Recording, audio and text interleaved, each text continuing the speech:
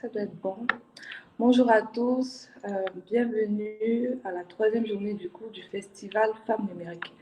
Donc, ce matin, on va commencer par parler de protection des données personnelles et cybersécurité. Donc, je suis Frédéric Boisseux, je suis chef de produit pour le groupe Baobab et je suis accompagnée, on va dire ça comme ça, de 4 brillantes personnes ce matin qui du coup vont nous entretenir sur tout ce qui tourne autour de la protection des données. Sujet totalement d'actualité. Je pense que très récemment, notamment avec la mise à jour de WhatsApp, on a tous découvert ou réappris ce qu'est la protection des données. Et donc, ce sera l'occasion de bien comprendre ce que c'est, qui ça concerne finalement, dans quel cadre ça s'exerce et aussi, surtout, les métiers autour et les opportunités pour nos jeunes femmes, nos jeunes sœurs. Donc, pour commencer, je vais présenter rapidement donc, Madame Cathy Etel Zoumé, qui est experte en protection des données de l'information, mais qui est actuellement senior legal associate, qui va commencer du coup. Ensuite, Monsieur Jules Hervé Imeni, qui est spécialiste de la protection des données depuis 3 ans déjà, et qui est actuellement juriste délégué à la protection des données dans un groupe d'assurance. Donc, il sait de quoi il parle. On a Madame Danielle Mokore-Djengue, qui est avocate de droit, au barreau du Cameroun notamment, mais qui est aussi manager associé pour son propre cabinet. Et aussi, c'est bon à savoir, experte en loi des fintech. Et enfin, Madame Lydie Ngonogol, qui est Chief Information Security Officer chez PwC Afrique francophone subsaharienne. Donc, honneur aux dames. On va commencer par Cathy, qui va nous entretenir du coup sur la data privacy, concrètement, de quoi parle-t-on et qu'est-ce que la protection des données? Alors, bonjour à tous et bienvenue. Merci infiniment de nous avoir honoré de votre présence et surtout, merci aux organisateurs de ce fabuleux événement, notamment Aurore Belbebka et toute son équipe. Pour réitérer, je suis Cathy Etel-Zoumé, je suis juriste dans un cabinet d'avocats basé aux États-Unis. Alors, aujourd'hui, nous aborderons le thème de la protection des données personnelles. Alors, pour la petite histoire, la notion de protection des données personnelles, en réalité, découle du droit à la vie privée, droit qui est garanti par la Déclaration universelle des droits de l'homme, à l'article 12, qui, grosso modo, stipule que tout être humain a droit au respect de sa vie privée. Cependant, de nos jours, entre la mondialisation, les réseaux sociaux, le commerce international et plus récemment la crise sanitaire qui s'est acharnée sur le monde entier, on constate en fait que de plus en plus, nous sommes obligés d'avoir recours aux outils numériques et avec cela, vient l'effacement finalement des frontières entre notre vie privée et nos activités sur les réseaux sociaux et sur le monde virtuel en général. Donc, les données personnelles, de quoi s'agit-il? Est-ce qu'on peut faire passer la présentation, s'il vous plaît?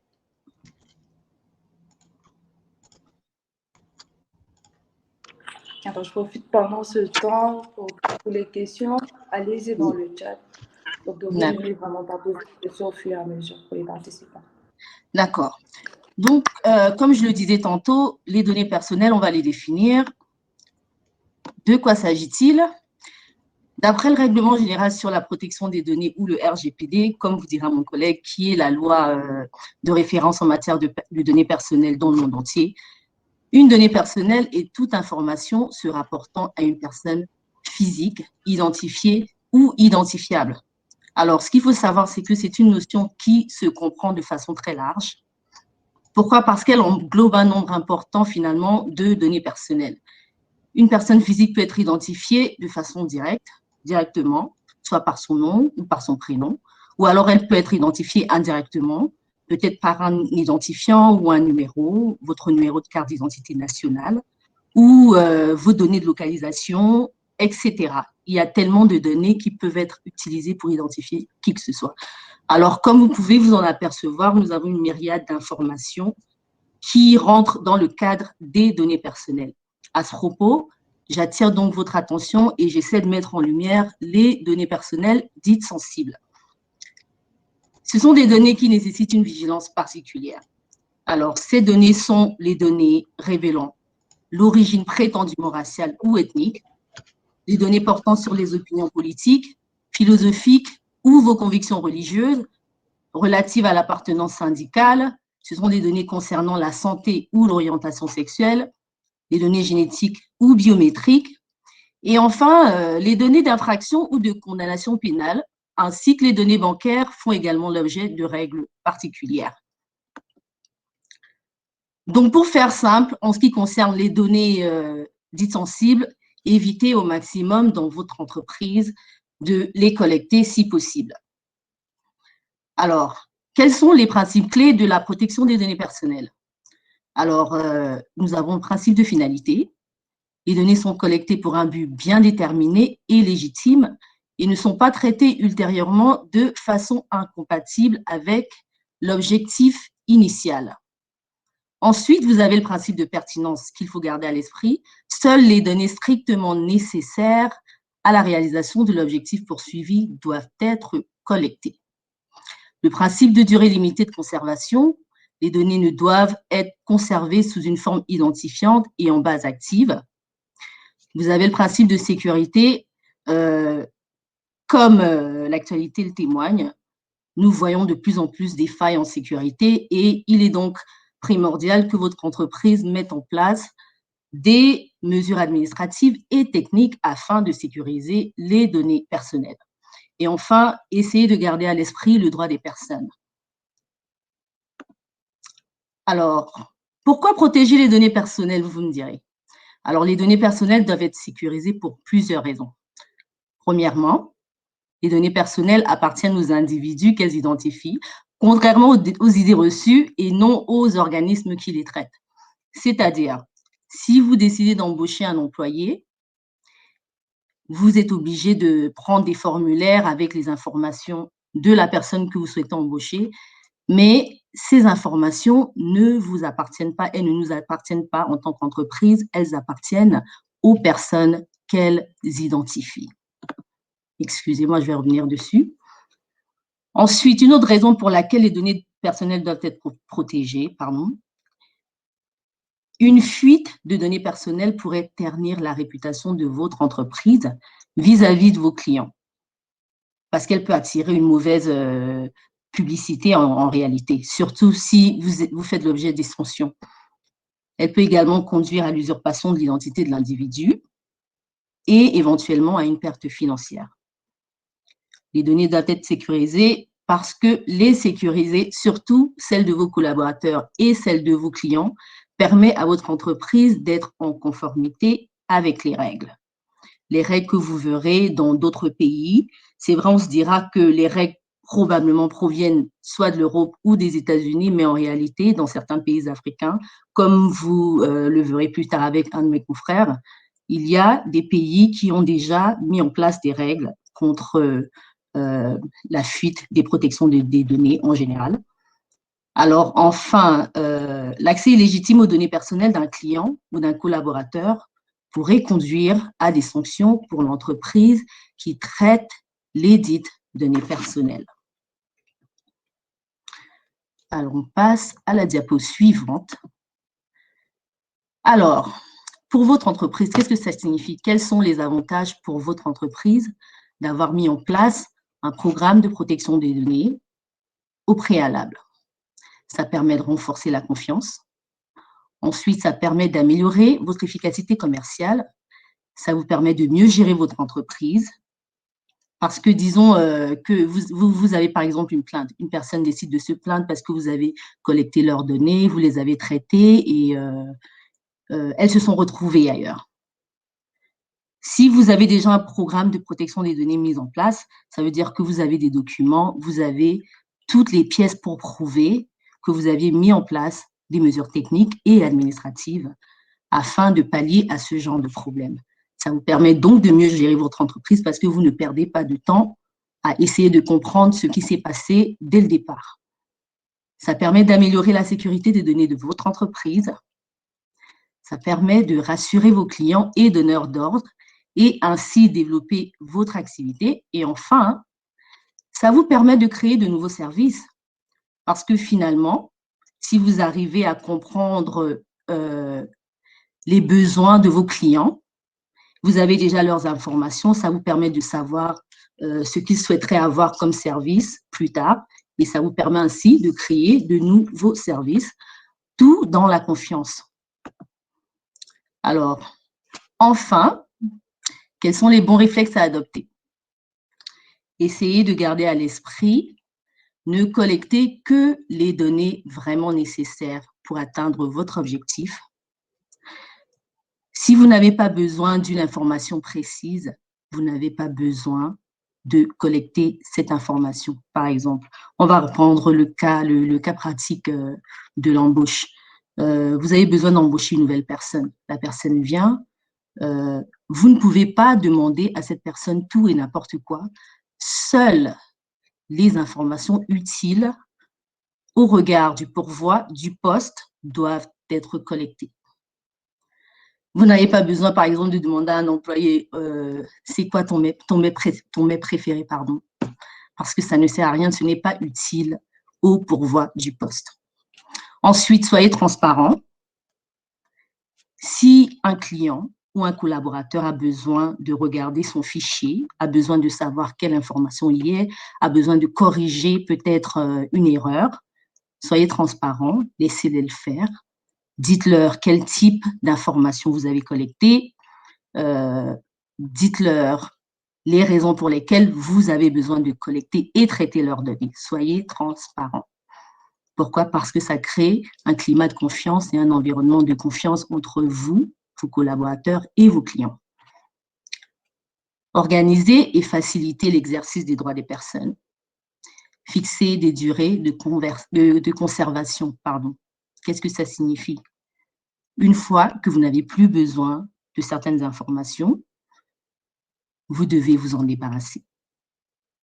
Vous ne pouvez pas les garder dans une base active ad vitam aeternam sans que la personne ne sache que vous utilisez toujours leurs données personnelles. Enfin, sécuriser les données et identifier les risques. Sécuriser les données avec peut-être des mesures techniques, vous utilisez des mots de passe un peu plus complexes, vous les changez constamment, vous mettez en place des mesures administratives, à l'instar de, par exemple, décider qui a accès aux données personnelles de tel client ou de tel collaborateur, surtout si ce sont des données dites sensibles. Voilà, je vous remercie pour votre temps et j'en ai terminé. Si vous avez des questions, n'hésitez pas à les poser sur la droite. Merci, Cathy. Je vous en prie. Donc, pour les questions, comme je le mentionnais déjà dans le chat, il faut les poser dans le chat.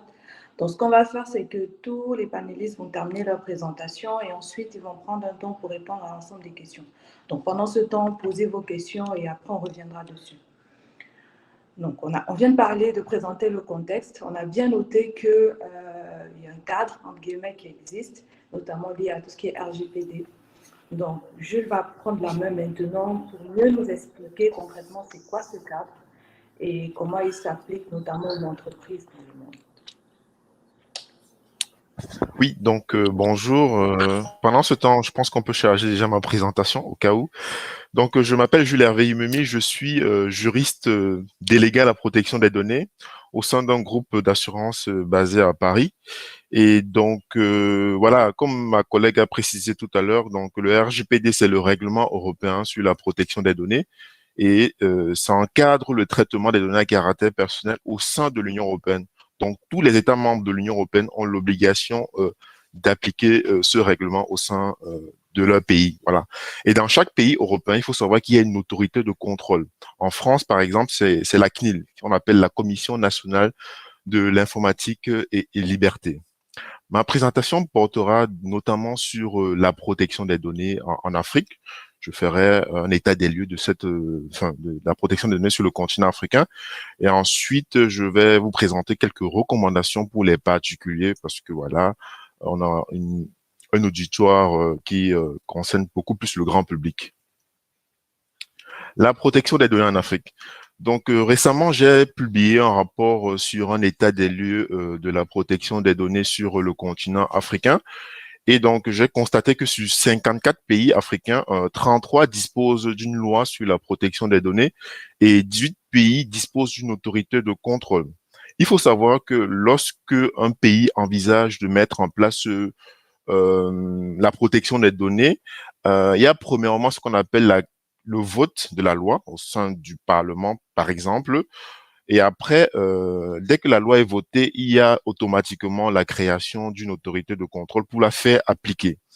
Et donc, dans la plupart des pays, notamment en Afrique de l'Ouest, ils sont très avancés sur le sujet. On retrouve généralement une loi et une autorité de contrôle.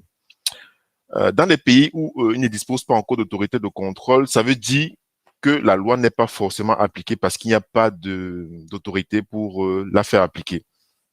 Et donc, voilà, je me suis rendu compte effectivement que dans certains pays africains, il y avait également ni loi ni autorité de contrôle. Je tiens à préciser que ce n'est pas parce qu'un pays ne dispose pas d'une loi et d'une autorité de contrôle que voilà, on va faire n'importe quoi. Il faut savoir qu'il y a le droit à la vie privée est un droit fondamental et ce droit d'être respecté par les entreprises qui collectent les données à caractère personnel. Je vais prendre le cas précis du Gabon, qui est un pays africain qui dispose d'une loi et également d'une autorité de contrôle qu'on appelle la Commission nationale pour la protection des données à caractère personnel. Et au sein de ce pays, les personnes concernées, c'est-à-dire les Gabonais, ont le droit d'accès à leurs données à caractère personnel. Ils peuvent également s'opposer au traitement des données à caractère personnel. Par exemple, je décide de faire un achat sur Internet auprès d'une entreprise gabonaise. J'achète un PC portable et il y a une petite case à cocher qui me dit que voilà, je vais recevoir des communications électroniques par rapport à la publicité liée, par exemple, à mon achat. Et, oui, et pendant que, au fur et à mesure du temps, je peux décider de m'opposer à cette collecte à cette, on va dire, newsletter d'information. Donc, c'est en quelque sorte ce qu'on appelle le droit à l'opposition. Donc, vous pouvez vous opposer au traitement de vos données à caractère personnel. Mais attention, cette opposition ne s'applique pas à tout type de traitement. Donc, par exemple, un État, par exemple, collecte des impôts. Donc, vous pouvez pas vous opposer au traitement de données à caractère personnel lié à l'impôt. Voilà, ça ne se fait pas. Vous avez également au Gabon le droit à la rectification et à la suppression. Donc, vous pouvez décider, si par exemple vous quittez une entreprise, de demander à la direction des ressources humaines de supprimer vos données, ou alors, si vous êtes toujours dans cette entreprise, de rectifier vos données, voilà, à caractère personnel. Au sein de l'autorité, au Gabon, par exemple, le responsable de traitement, qui est considéré en fait comme le directeur général de l'entreprise, a des obligations. Donc, on a l'obligation de transparence, comme ma collègue a précisé tout à l'heure, de confidentialité, de sécurité, par exemple la mise en place du chiffrement des données et d'autres techniques qui permettent de garantir un haut niveau de protection des données. Il y a également une obligation de conservation. Donc, les données doivent être conservées de façon illimitée et une obligation de pérennité. Donc, ça, c'est un peu comment est-ce que la vision de la protection des données est vue au Gabon. Il faut savoir qu'en Europe, avec le RGPD, la vision n'est pas forcément la même. Donc, en Afrique, on a plutôt une vision, un régime de déclaration. En Europe, c'est plutôt une vision de responsabilité. C'est-à-dire que on ne vous interdit pas de traiter des données à caractère personnel, mais dès lors que vous commencez à faire des traitements de données à caractère personnel, vous devez vous attendre à un contrôle à tout moment. Par contre, en Afrique, voilà, je suis une entreprise qui vient de s'installer et je vais traiter de données à caractère personnel. Je dois demander l'autorisation à l'autorité de contrôle. Voilà, au Gabon, c'est l'autorité, la CNPDCP, à qui vous allez demander l'autorisation. Pour information, en 2018, une sanction pécuniaire a été prononcée à l'encontre d'une société gabonaise qui traitait des données à caractère personnel de façon non conforme. Donc, je n'ai pas eu de détails sur la faute commise pour information. Au Sénégal, il y a également une autorité de contrôle qu'on appelle la CDP et c'est pratiquement les mêmes droits qu'on retrouve au Gabon. Voilà, droit d'accès, droit d'opposition, droit de rectification et de suppression. Le responsable de traitement a également des obligations, donc le directeur de l'entreprise, obligations de confidentialité, de sécurité et de conservation. Pareil, régime de déclaration. Donc, avant de mettre en œuvre un traitement au Sénégal, je dois demander l'autorisation à l'autorité de contrôle. Je vais m'attarder sur un cas particulier qui est celui du Cameroun. Au Cameroun, il faut savoir qu'il n'y a pas, pour l'instant, voilà, c'est en cours de rédaction. Donc, voilà, Madame la ministre a précisé que la loi sera disponible d'ici la fin de l'année. Une loi sur la protection des données. Et il faut savoir qu'il existe quand même une loi qui est la loi de 2010 relative à la cybersécurité et à la cybercriminalité. Donc, dans son article 41, c'est écrit que toute personne a droit au respect de sa vie privée et et aussi en ce qui concerne l'article 46, les fournisseurs de contenu des réseaux de communication électronique et de systèmes d'information ont l'obligation de mettre en place des filtres pour faire face aux atteintes préjudiciables aux données à caractère personnel et à la vie privée des utilisateurs. Donc, comme j'ai précisé tout à l'heure, ce n'est pas parce qu'il n'y a pas de loi ni d'autorité de contrôle qu'on va faire n'importe quoi. Donc, il y a quand même une base, on va dire ça comme ça. Il faut savoir également qu'en Afrique, il existe une convention qu'on appelle la Convention de l'Union africaine sur la cybersécurité et la protection des données à caractère personnel du 27 juin 2014. Il y a quelques pays africains qui l'ont signé et d'autres pays qui l'ont ratifié. Donc, pour l'instant, voilà, cette convention n'a pas eu un grand succès, mais on espère que les États africains vont se saisir du dossier et signer et ratifier cette convention. Voilà, on peut dire que c'est un mini RGPD à l'africaine où on a une loi, voilà, qui reprend des dispositions sur la protection des données au sein du continent africain. Je vais maintenant vous présenter un peu quelques recommandations à travers les risques numériques, notamment pour les particuliers. Voilà, vu l'actualité et en ce qui concerne les piratages qui existent dans le monde. Donc, j'ai créé récemment une plateforme qui s'appelle Kamenum.com, qui est une plateforme de sensibilisation au risque numérique. Et donc, sur cette plateforme, vous allez retrouver pas mal d'informations sur la sécurité informatique. Et donc, vous avez la possibilité actuellement de nos jours de savoir si votre compte, par exemple, a été piraté. Voilà. Il suffit d'aller juste sur le site web mentionné, Have I Been Pwned, et saisir votre adresse email. Et là, vous allez avoir des informations pour savoir si il y a eu une attaque auprès de votre fournisseur de services de messagerie, par exemple. Si vous n'arrivez pas, par exemple, à retenir facilement vos mots de passe, il faut savoir qu'il existe actuellement des gestionnaires de mots de passe. C'est des logiciels en fait qui vous permettent comment dire ça, de stocker vos mots de passe de façon sécurisée dans un coffre-fort numérique. Actuellement, il existe j'ai recensé deux gestionnaires de mots de passe gratuits. Qu'on appelle par exemple Bitwarden ou KeePass, qui sont de très bons outils avec lesquels je travaille régulièrement. Donc, vous pouvez les télécharger gratuitement sur leur site internet pour pouvoir gérer vos mots de passe. Pour les autres actualités, n'hésitez pas à aller sur ma plateforme. Vous allez avoir des informations sur comment protéger votre téléphone, comment faire des sauvegardes de vos données. Parce qu'il faut savoir que lorsque vous faites des sauvegardes sur le Drive, par exemple, Google, c'est très connu. Voilà, il faut savoir que si un jour Google décide d'avoir une attaque informatique, par exemple, ou bien décide de fermer, vous n'aurez plus accès à vos données. Donc, en général, il est recommandé toujours de faire des backups sur un disque dur externe. Il y a également des recommandations à suivre lorsque on travaille dans une entreprise. En général, voilà, il faut toujours se référer au sein du service informatique des bonnes pratiques, des recommandations à suivre en termes de protection des données. Donc, avoir un antivirus, faire attention lorsqu'on reçoit des emails inattendus. Donc voilà, on appelle en général le phishing. Donc c'est des bonnes pratiques qu'il faudra respecter au sein des organisations pour pouvoir s'assurer de la sécurité des données à caractère personnel. Donc pour le reste, voilà, si vous avez des questions, je me tiens à votre disposition dans le chat. Voilà. Merci. Merci beaucoup. C'était très enrichissant, très intéressant aussi de savoir qu'il y a quand même des pays en Afrique qui ont déjà on va dire, pris de l'avance. Et donc, ça soulève, je suppose, pas mal de questions. Donc, Tout avec à toi, fait. Daniel, on va peut-être aller plus en détail. Concrètement, bon, je l'ai soulevé à quoi nous sommes exposés. Dans le cas précis du Cameroun, de ce que tu vis tous les jours, on en est où? Quel est Pour le l'instant, contexte en fait? Pour l'instant, au Cameroun, comme j'ai précisé tout à l'heure, il n'y a pas encore de loi, mais c'est en cours de rédaction.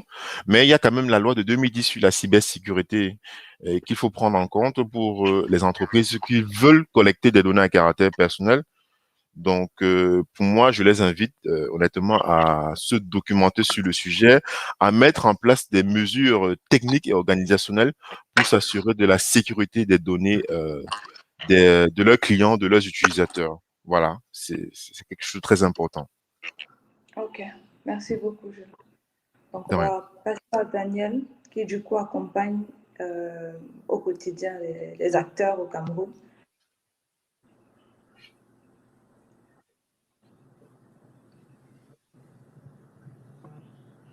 Tu es sur mute, Daniel. Activez ton micro.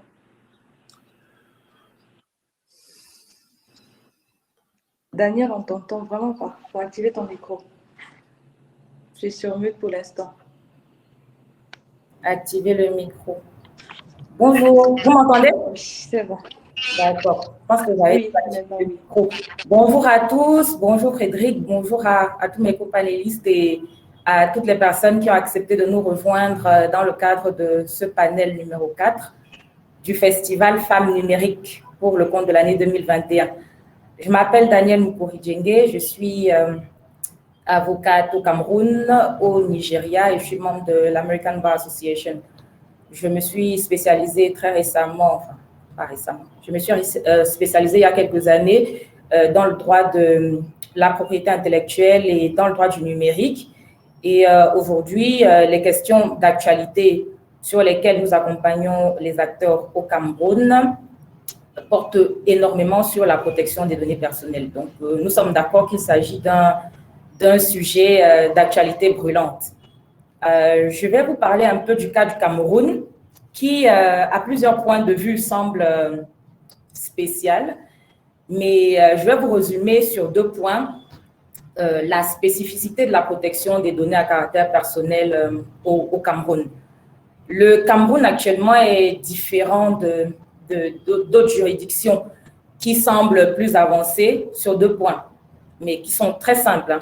C'est l'absence d'un texte qui porte un intitulé comme ça, en gros caractères, loi relative à la protection des données à caractère personnel. C'est cet intitulé qui nous manque. Mais en termes de texte, je vous garantis que la réglementation est assez étoffée au Cameroun en matière de protection de données personnelles. Nous partons déjà de la Constitution, comme le disaient mes deux co-présentateurs. La Constitution, elle a déjà consigné ce droit. Et maintenant, la protection, elle est peut-être sectorielle pour parler de l'accent qui est mis sur les services de communication électronique, mais elle est assez élaborée, assez fournie au Cameroun sur le plan général. Donc, en plus de la loi de 2010 sur la cybercriminalité et la cybersécurité, il y a beaucoup d'autres textes que je ne vais pas tous vous citer.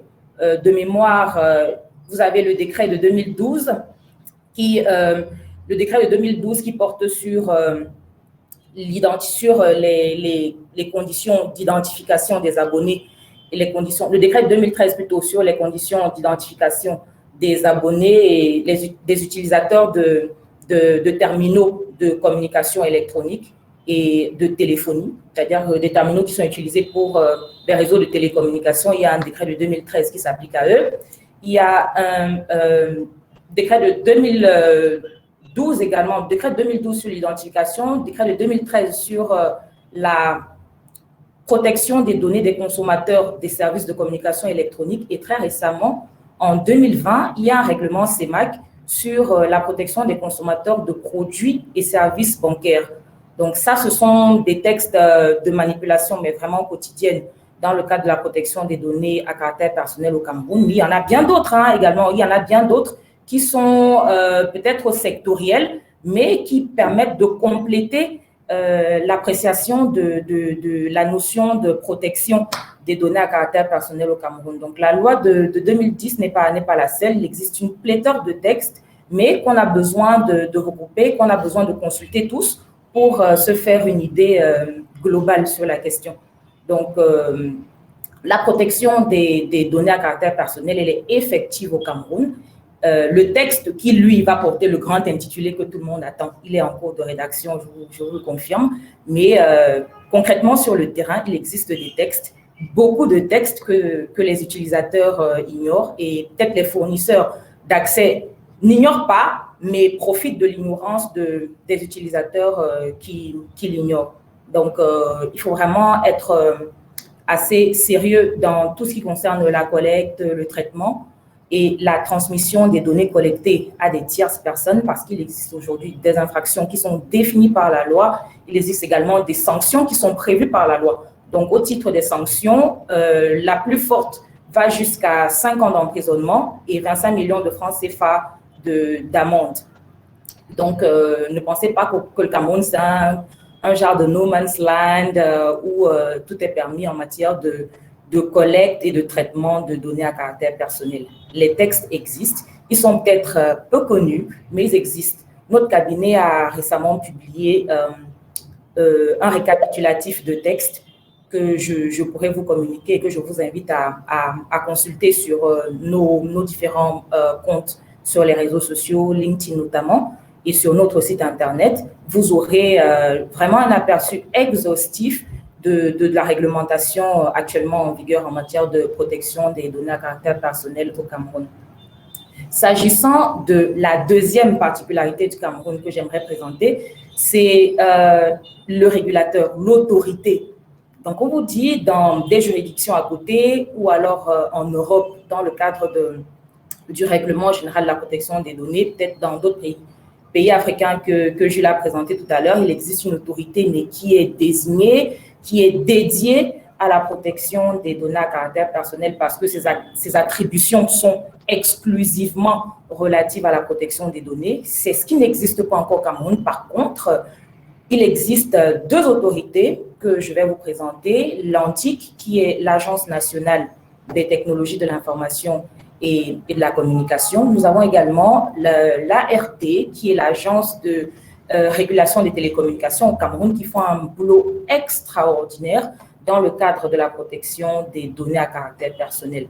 S'agissant de l'ANTIC, l'ANTIC, cette agence a des prérogatives qui lui permettent d'assurer la sécurité des réseaux de télécommunications, d'assurer l'intégrité des systèmes de communication électronique et surtout, elle permet d'identifier les cybercriminels. Donc, c'est-à-dire tout ce qui a comme attaque cybernétique, elle a comme prérogative d'assister dans le cadre de procédures judiciaires, d'assister dans l'identification des cybercriminels.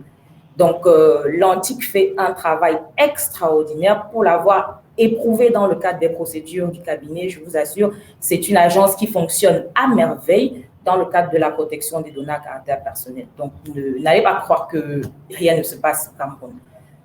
Deuxièmement, on va parler de l'ART qui, en 2019 et un peu après, je ne vais pas rentrer dans les détails des dossiers, a sanctionné des opérateurs de téléphonie mobile au Cameroun dans le cadre des manquements relatifs à l'identification des abonnés et à l'identification des terminaux de communication électronique et des terminaux de communication électronique en général.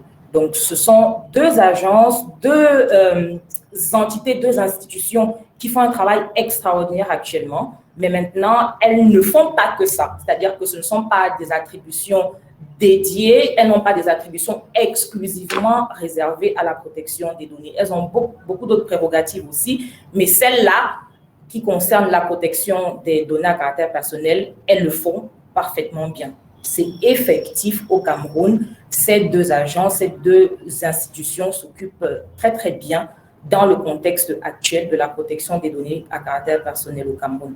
Juste à côté, maintenant, elles viennent en appui lorsque les utilisateurs ou les victimes initient des procédures judiciaires. Ces institutions sont saisies pour venir en appui dans le cadre de la documentation, dans le cadre de la constitution ou de la consolidation des éléments de preuve dans le cadre d'un procès. Elles font un travail extraordinaire, je peux vous le confirmer. Donc voilà sur les 2 points sur lesquels le Cameroun est différent d'autres pays qui ont déjà des institutions dédiées, qui ont déjà des textes de loi avec la formulation que tout le monde attend et que tout le monde connaît dans le monde, qui est loi relative à la protection des données à caractère personnel. Voilà les seules nuances qu'il faudra observer, mais dans la pratique, effectivement, les choses se font de façon assez concrète au Cameroun. Et la protection des données au Cameroun, c'est quelque chose, c'est une chose qui est prise très au sérieux et que tout le monde devrait considérer comme telle. Donc, voilà les 2 points sur lesquels je voulais revenir à la suite de l'intervention de mes co-panélistes. Merci beaucoup, Daniel. Oui, je crois que j'ai fait le tour.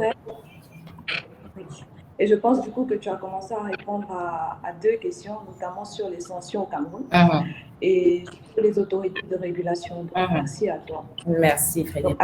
Dans la première présentation, je pense qu'on a tous bien compris. Concrètement, on a exposé à, on va dire, deux risques majeurs. L'utilisation abusive des détenteurs, pas propriétaires, donc j'ai bien noté Cathy, des détenteurs des données personnelles, mais aussi les cybercriminels. Et donc, heureusement, bien, il y a des personnes aujourd'hui qui dédient, entre guillemets, leur vie, leur carrière à la sécurité, du coup, des utilisateurs ou des personnes dans l'espace cyber ou dans Internet en général. Donc, Lydie va prendre la parole maintenant pour nous parler plus en détail de ces métiers-là, de ce rôle, ces personnes, en tout cas, qui ont dédié leur vie à garantir, entre guillemets, notre sécurité. Merci Frédéric. Bonjour à tout le monde.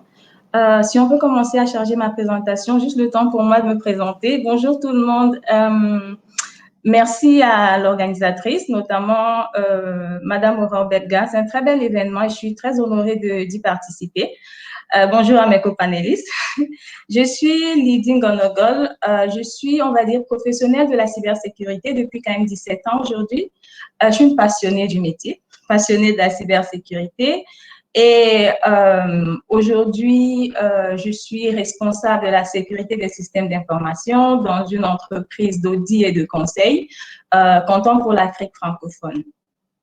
Donc, parlons de la cybersécurité, les métiers de la cybersécurité. On va peut-être commencer déjà par dire c'est quoi la cybersécurité. Si on essaye déjà de définir la cybersécurité, les copanélistes ont beaucoup parlé de la protection des données. Et donc, la cybersécurité, c'est elle qui permet d'assurer la protection de ces informations-là lorsqu'elles sont dans les systèmes d'information. Et donc, c'est quoi la protection? C'est-à-dire qu'il faudrait, dans une certaine mesure, assurer la confidentialité des informations.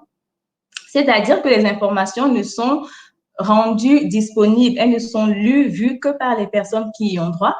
Il faut assurer l'intégrité de l'information, c'est-à-dire que lorsqu'elle existe, elle ne peut être modifiée que par la personne qui y a droit.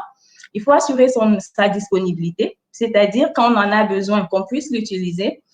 La non-répudiation, c'est-à-dire si l'information a été traitée, vue, modifiée par une personne, que cette personne ne puisse pas après dire qu'elle n'était pas à l'origine de l'action menée. Donc, c'est ça les principes de non-répudiation.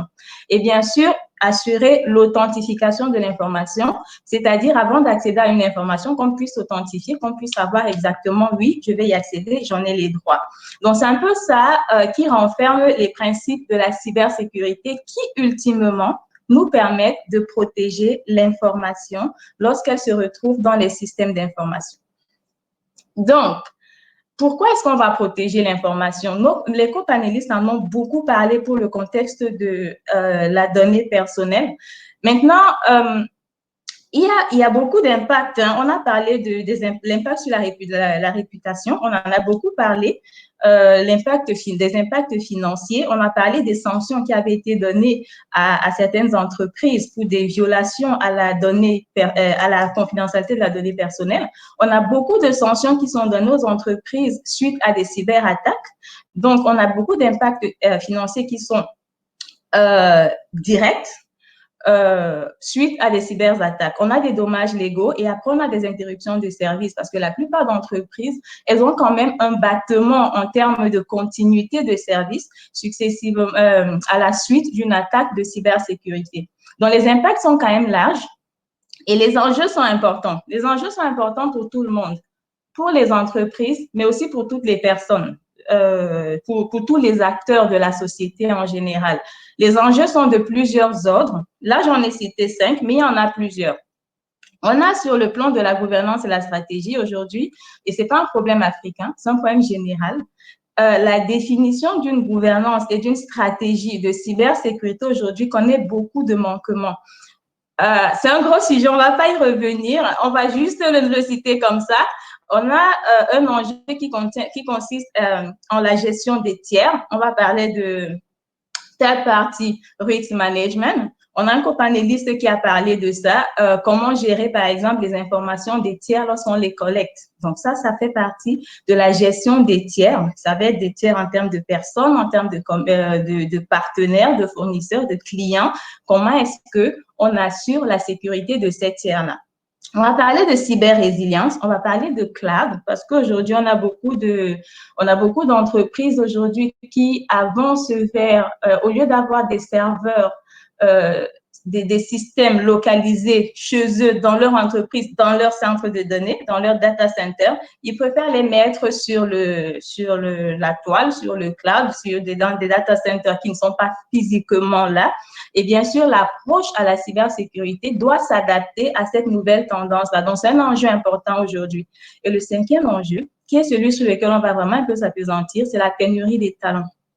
Aujourd'hui, on a un vrai manque de talent en cybersécurité. Et c'est une grosse opportunité pour nous. C'est une grosse opportunité dans un environnement où on dit qu'on a beaucoup, le pourcentage de chômage est grand. Il y a une opportunité, c'est qu'il y a de l'emploi dans la cybersécurité. Et pas seulement au Cameroun, pas seulement en Afrique, c'est un problème mondial. On a aujourd'hui une étude de PwC France qui, il y a 2 ans, en 2019, avait déclaré qu'il y avait un manque de 1 million de personnes en cybersécurité, de talents en cybersécurité. Et à ce moment, ils avaient prédit qu'en 2021, et nous sommes en 2021, l'écart, le manque de talent en cybersécurité serait de 3,5 millions. C'est-à-dire qu'aujourd'hui, on a toujours encore besoin d'avoir des compétences, d'avoir des talents en cybersécurité. Et aujourd'hui, pour pouvoir travailler dans la cybersécurité, on a besoin de 2 types de compétences. On a vraiment besoin d'avoir les compétences métiers, on va y revenir, mais on a une composante qui est très importante aussi, qui nous permet de faire carrière, qui nous permet d'avancer dans le domaine, c'est les soft skills, c'est les compétences comportementales. Avant de rentrer sur les différents types de compétences, revenons un peu sur les métiers. Quels sont les types de métiers aujourd'hui qu'on retrouve dans, on va dire, la sphère de la cybersécurité? Le panorama de métiers aujourd'hui, j'en ai cité 4 groupes, mais il y en a plusieurs. Ma source d'information, c'est l'ANSSI, mais c'est les métiers un peu qui existent à travers le monde sur la cybersécurité. Et puis, avec l'innovation, on va dire que de nouvelles formes d'emploi se découvrent au jour le jour.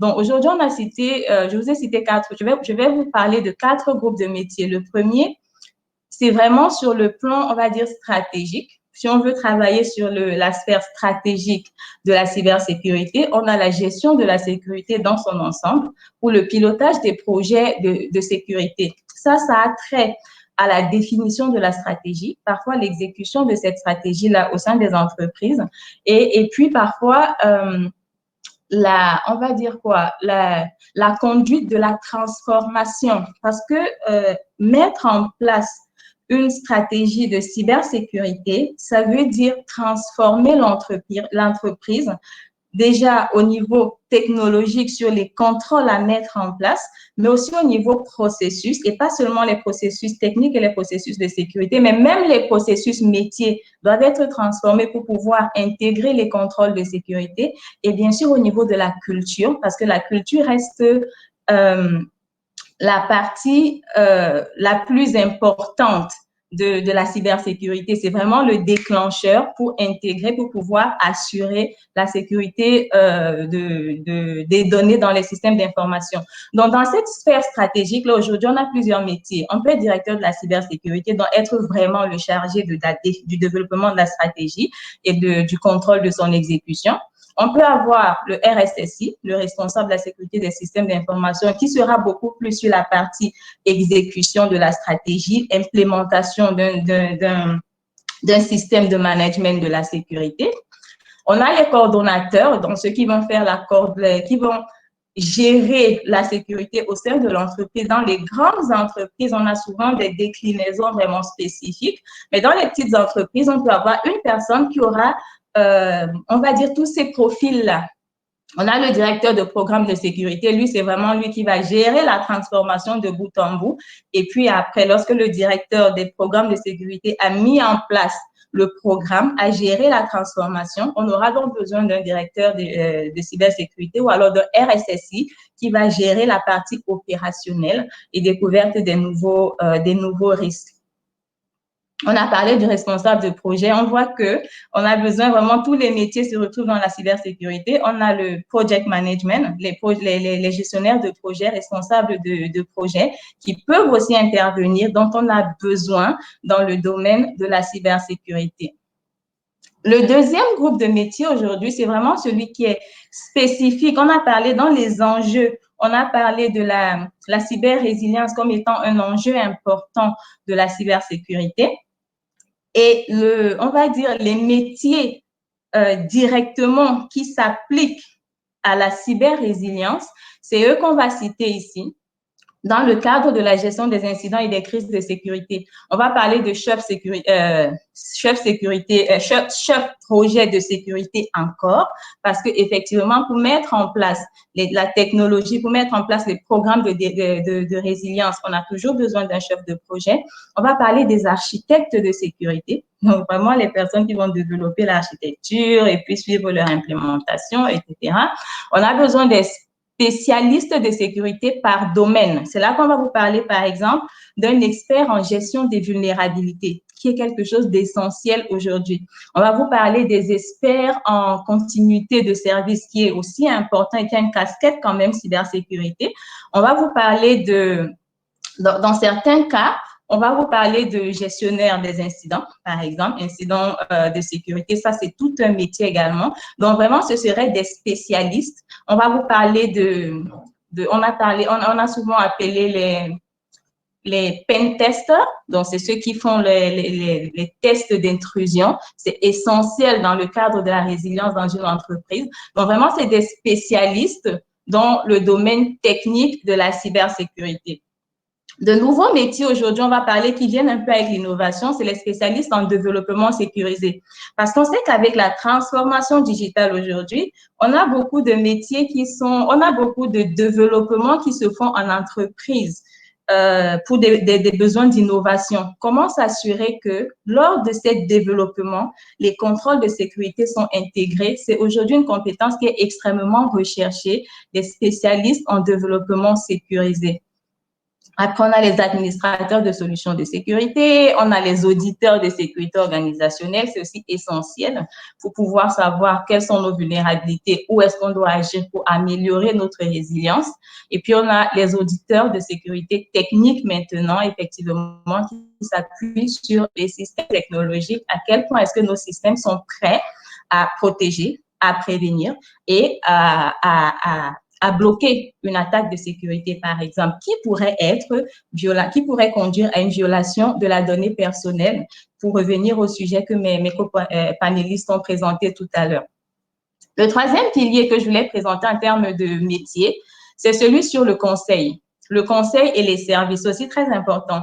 On a souvent besoin il y a des entreprises qui ne peuvent pas avoir, on va dire, en guillemets, le luxe de se payer un directeur de cybersécurité ou bien un CISO. En fait, ils n'en ont pas besoin à cause de la taille de l'entreprise, mais ils ont besoin d'une personne qui va leur fournir des conseils nécessaires, leur donner des éléments tactiques clés pour qu'ils puissent quand même assurer la sécurité de leurs informations vu au regard des impacts d'une attaque.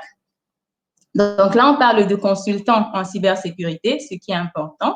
On va parler de formateurs en cybersécurité. On a parlé dans une transformation de cybersécurité. On a parlé de la culture. La culture, c'est modifier une culture. Ça passe aussi par la formation. Ça passe aussi par des sessions de sensibilisation. Donc, cette personne-là qui peuvent avoir des compétences de formateurs, maintenant appliquées à la cybersécurité, on en a besoin. On a les développeurs de solutions en cybersécurité, ça revient encore ici. Les intégrateurs, après l'architecture, il faut bien intégrer, on en a besoin. Et puis, bien sûr, les chercheurs. Bien sûr, les chercheurs, on voit beaucoup d'organisations, des think tanks aujourd'hui qui se développent parce que effectivement, il faut faire des recherches. Les risques, aujourd'hui, les risques, ils sont pas forcément les mêmes pour n'importe quel type d'entreprise. Donc après, il y a besoin de recherche, besoin de savoir quel est le paysage de risque actuel et quel est le paysage de risque futur au regard peut-être des innovations. Aujourd'hui, on parle de la 5G peut-être plus. Qu'est-ce qui nous attend en termes de risque de sécurité par rapport à l'innovation? Je crois que c'est important. Et on a des métiers connexes. On voit qu'aujourd'hui, dans le panel, on a beaucoup de juristes qui ont parlé de la protection des données et on en a aussi besoin au niveau de la sécurité. Donc ça, c'est des métiers. C'est juste pour dire ici que faut pas qu'on se mette dans la perspective. La cybersécurité, c'est un métier technique. Non, c'est pas forcément un métier technique. On a besoin des compétences de tous bords, des compétences venant vraiment de toutes les sphères du métier, parce que la cybersécurité, c'est pas une problématique technique, c'est vraiment une problématique qui touche toutes les fonctions de l'entreprise. Donc, ces métiers connexes, on va parler de juristes qui ont vraiment des compétences qui sont spécialisés, donc qui sont juristes avec toutes les compétences nécessaires pour un juriste et qui se spécialisent quand même maintenant sur les questions de cybersécurité et par extension de protection de la donnée aussi, et donc de la donnée personnelle. On a les chargés de communication. Là, on a besoin des marketing, c'est des marketistes spécialisés en cybersécurité.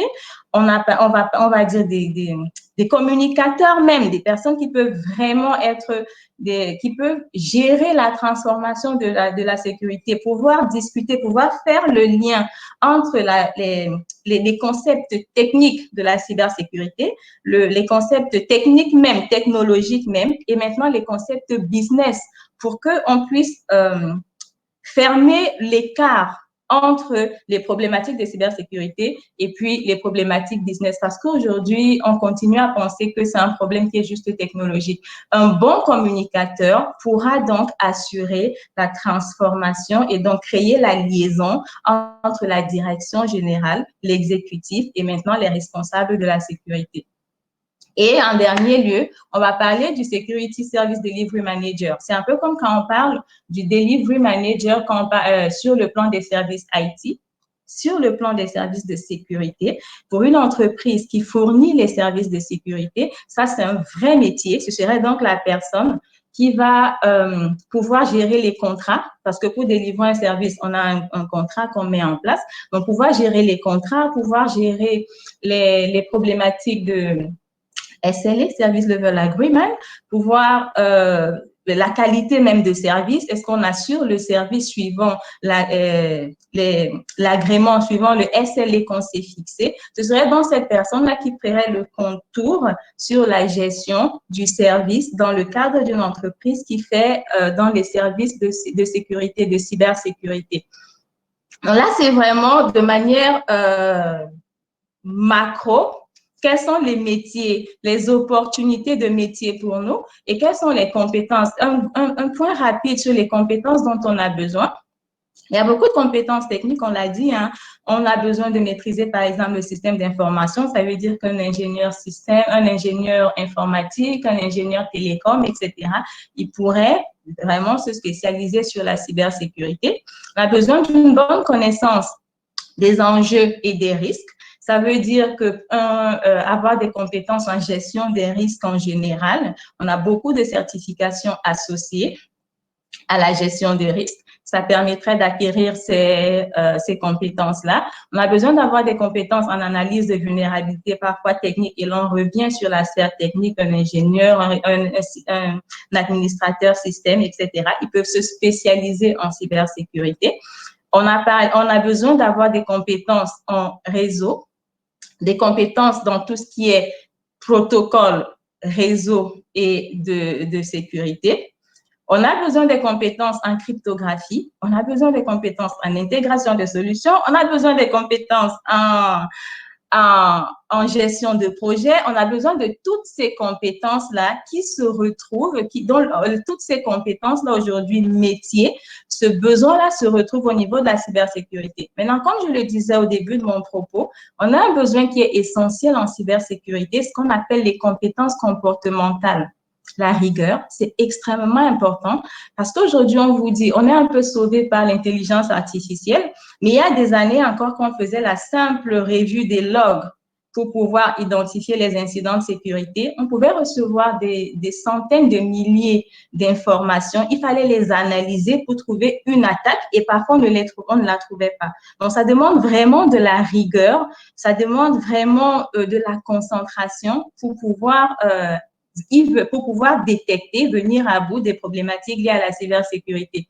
La capacité de travailler en équipe, parce que c'est pas une problématique d'une personne, c'est vraiment une problématique de l'entreprise. Donc, comment est-ce qu'on travaille avec les autres? Comment est-ce qu'on travaille pas seulement, on va dire, dans son pilier, mais de capacité de travailler de manière transverse sur toutes les fonctions de l'entreprise. La capacité d'influence, c'est essentiel. Ça, c'est le succès ou pas en cybersécurité. Il faut pouvoir influencer les autres fonctions de manière à ce qu'ils puissent mettre en place les contrôles nécessaires à la protection de données. Sachant que, en cas de non-protection des données, l'impact n'est pas sur la direction de la sécurité ni sur la direction technique, l'impact est sur l'entreprise en général. Et en dernier ressort, toujours important, essentiel, la communication. Il faut vraiment être un bon communicateur pour pouvoir gérer les problématiques de cybersécurité en entreprise. Donc, je termine mon propos là. Je ne sais pas s'il y a des questions et voilà, je suis ouverte à y répondre. Merci. Merci Lydie et merci à tous nos intervenants. Donc là, on a fait le tour.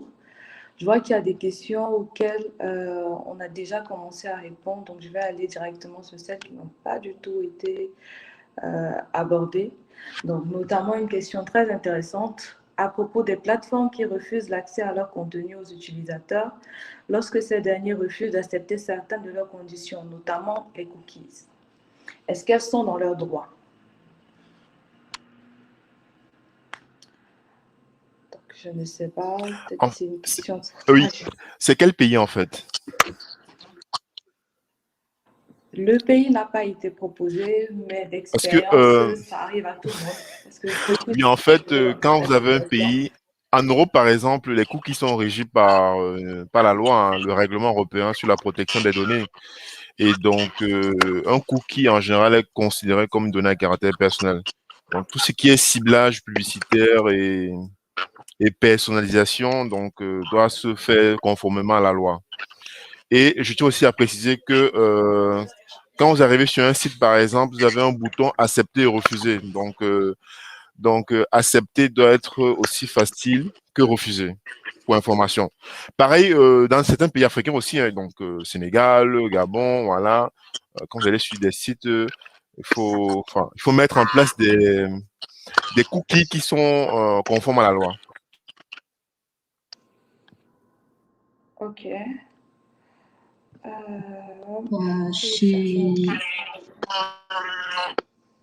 Bon, je voulais juste ajouter que, contrairement à Jules, ici aux États-Unis, nous sommes beaucoup moins rigides en matière de cookies.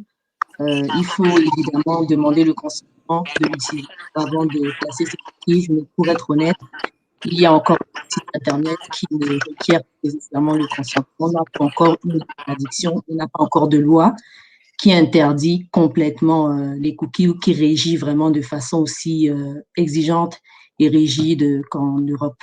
Donc, voilà. Ok. Ouais, c'est clair. J'ai vu une question aussi qui concerne le règlement européen sur la protection des données concernant une entreprise camerounaise qui décide de faire appel à un sous-traitant en Europe. Voilà. Cette entreprise camerounaise doit, par exemple, s'assurer que le sous-traitant qui est basé en Europe respecte le règlement européen sur la protection des données. Voilà. Avant de commencer à travailler avec cette entreprise. Sinon, il y aura voilà, potentiellement des non-conformités. C'est une précision. OK. Si vous permettez, je viens de répondre à cette question par écrit. S'agissant de la santé, les données qui sont collectées en matière de santé sont également couvertes par des textes spécifiques et des arrêtés qui ont été pris par le ministre de la Santé au Cameroun. Donc, en ce qui concerne la santé, en plus des règles d'application générale relatives à la collecte, aux normes de collecte des données, il y a un agrément spécifique qui doit être obtenu auprès des services compétents du ministère de la Santé au Cameroun. Ça, c'est le premier point. Le deuxième point, il n'y a pas une exigence de localisation des données au Cameroun, mais par contre, c'est recommandé parce que les données qui sont collectées au Cameroun doivent pouvoir être accessibles dans le cadre d'une procédure judiciaire. Donc, si la localisation des données est effective ou alors elle est effectuée sur un territoire autre que le territoire camerounais, il est nécessaire pour les entités impliquées dans ce processus de collecte de données, il est impératif qu'elles aient un backup pour la localisation de ces données au Cameroun. De telle sorte que si une investigation, une enquête est commandée, que les investigateurs soient en mesure d'accéder à ces données qui ont été collectées là pour les besoins de leur rapport, pour les besoins de la procédure judiciaire. Donc ça, ce sont des particularités qui sont liées à la collecte des données de santé. Et un autre élément d'application générale, c'est le consentement. Les règles d'obtention du consentement au moment de la collecte des données restent applicables parce que ça demeure une question assez sensible, la collecte des données relatives à la santé. Donc, voilà ma contribution s'agissant de la protection renforcée de la collecte de ce type de données-là au Cameroun. Oui. Merci beaucoup, Daniel, pour ta contribution.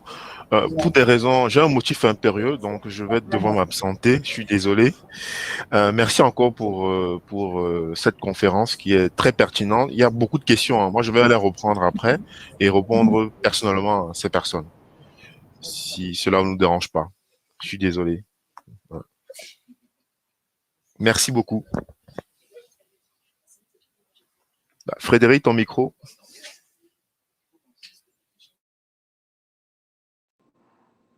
Ok, merci, je disais merci, Jules. Allô? Est-ce que vous Oui, on t'entend très bien. D'accord, merci, Jules. Oui, donc je suis désolé, je vais m'absenter. D'accord, on va continuer avec les 2-3 questions. Merci encore à mes co-panélistes et puis à très bientôt. Merci à vous, Jules. Merci à toi. Merci. À bientôt. Alors, question pour toi, Lydie, que je vais me permettre de reformuler. Donc, la question, c'était... c'était pas une question, c'était une remarque sur le fait que en entreprise, généralement, le directeur IT ou le responsable IT, du coup, a toutes les casquettes. Donc, il n'y a pas encore vraiment cette spécialisation des métiers. Donc, je vais me reformuler en disant que d'un côté, effectivement, il y a cette pénurie-là, mais de l'autre côté, par rapport au niveau de maturité, dans le contexte en tout cas africain et camerounais en particulier, est-ce que ces spécialisations-là trouvent forcément, sur le marché de l'emploi, est-ce qu'il y a forcément une demande pour ces spécialisations-là? Je pense que c'est surtout ça le point. Je crois que c'est un très bon point. Effectivement, dans les entreprises aujourd'hui, on a beaucoup d'entreprises. On a beaucoup d'entreprises, ce n'est pas seulement au Cameroun, c'est un problème mondial. On a beaucoup d'entreprises qui continuent à associer la cybersécurité à une problématique IT, ce qui n'est pas le cas. La cybersécurité a une grosse composante IT, mais ce n'est pas seulement une problématique IT et il est important de la gérer dans son ensemble, de manière holistique. Sinon, on ne couvre pas tous les contrôles et on ne protège pas à la fin de la journée, on ne protège pas l'information. On a une impression de protection, mais on n'a pas une protection effective de l'information. Maintenant, et je suis d'accord avec toi, Frédéric, il s'agit d'un problème de maturité. Il s'agit d'un problème de maturité. Plusieurs fois, aujourd'hui, si on prend le contexte camerounais, on a eu un besoin de sensibilisation déjà. Et il y a beaucoup de travail de sensibilisation qui se fait, notamment par les les acteurs de l'administration. On a l'ANTIC qui fait beaucoup de sensibilisation. On a le ministère des Postes et Télécommunications. On a beaucoup de sensibilisation. On a les entreprises qui le font. On a beaucoup de sensibilisation aujourd'hui sur la cybersécurité. Et avec cette sensibilisation et aussi avec les attaques, parce qu'on a aussi beaucoup d'attaques, on va très rapidement passer à la phase d'implémentation des contrôles. Parce qu'aujourd'hui, les gens sont sensibilisés. C'est bien pour ça qu'on a ces forums où on prend sur nous et on a des participants qui viennent écouter les problématiques liées à la cybersécurité, à la protection des données. Ça veut dire qu'on est sensibilisé d'une certaine manière. Et donc, qu'on va être demandeur. On va demander à la protection de nos données. Les entreprises vont se sentir responsables, vouloir protéger les données et elles vont chercher les talents. Avoir un IT dans une entreprise qui fait de la sécurité de l'information, c'est déjà bien. C'est pas dans toutes les entreprises qu'on l'a. C'est déjà bien de l'avoir parce qu'on a quand même déjà des contrôles. Mais avoir cette responsabilité à un niveau beaucoup plus stratégique, pas seulement associé à l'IT, c'est vraiment un must. Et je pense sincèrement qu'on va y arriver. C'est un problème de maturité et ça va très vite. L'innovation va très vite. Tout le monde aujourd'hui, on va dire un peu poussé par la pandémie, tout le monde aujourd'hui va vers le digital. La cybersécurité, ça va être un must. Ça va être non négociable. Les entreprises devront le faire. C'est une question de confiance. Donc, très rapidement, le besoin va se créer et les entreprises vont recruter. Donc, moi, je suis confiante sur le point. Le besoin, il est en train de se créer et puis les talents vont trouver les talents vont être utilisés et de la bonne manière.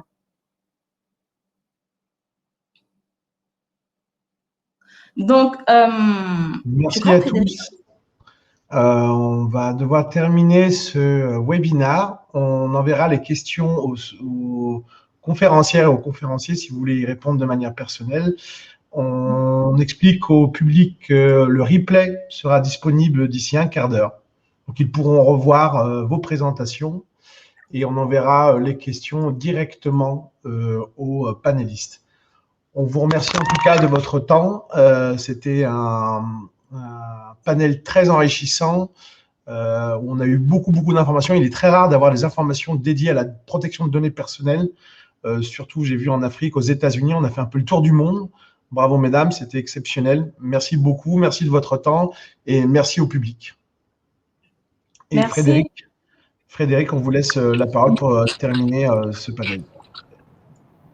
Je pense que là, tout est dit. Bon, merci à tous, merci surtout aux panélistes parce qu'effectivement, c'était très enrichissant.